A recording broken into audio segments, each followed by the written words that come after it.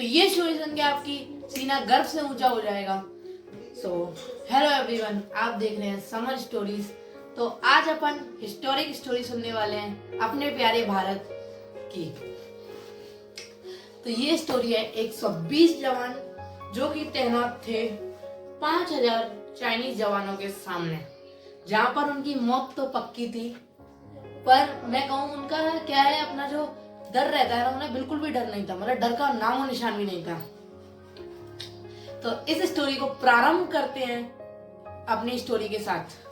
तो स्टोरी है 18 नवंबर 1962 लद्दाख द रेजांग पास की, जहां पर ऊंचाई इतनी कि लोगों की सांस रुक जाए और ठंड इतनी कि सबका खून जम जाए। -30 डिग्री टेम्परेचर, जिस ऐसी सर्दी में लोग बाहर निकलना भी पसंद नहीं करेंगे, जहां पर हमारे जवान वहां पर तैनात थे। तो ये स्टोरी है 13 कुमाऊं रेजिमेंट के सिर्फ 120 जवान तैनात थे 5000 चाइनीज आर्मी के सामने, जिन्हें लीड कर रहे थे द मेजर शैतान सिंह, जिन्होंने अपने जवानों से कह दिया था कि सामने सैनिक बहुत है, तो किसी को अगर पीछे हटना हो तो वो हट सकता है। लेकिन उनने रिप्लाई करा कि नहीं सर, हम गोलियां खा लेंगे लेकिन ये नहीं करेंगे, हम मतलब गोलियां खा लेंगे लेकिन पीछे नहीं हट सकते, देश के साथ गद्दारी नहीं। फिर ये स्टोरी शुरू होती है, मतलब अब असली जंग शुरू होती है।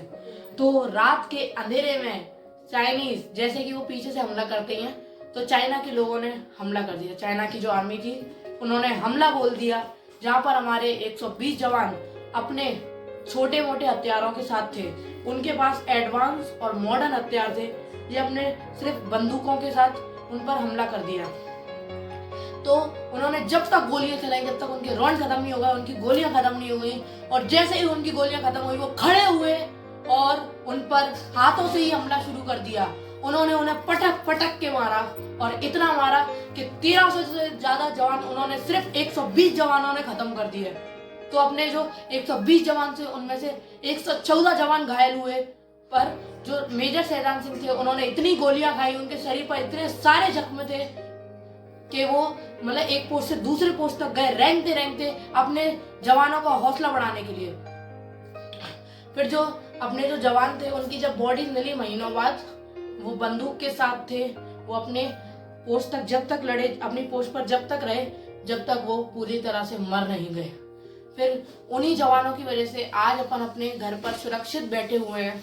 तो इसके लिए उनके लिए दिल से सलामी। और जो द मेजर शैतान सिंह थे, द मेजर शैतान सिंह, उन्हें परमवीर चक्र से सम्मानित किया गया इस हौसले भरे मूवमेंट की वजह से।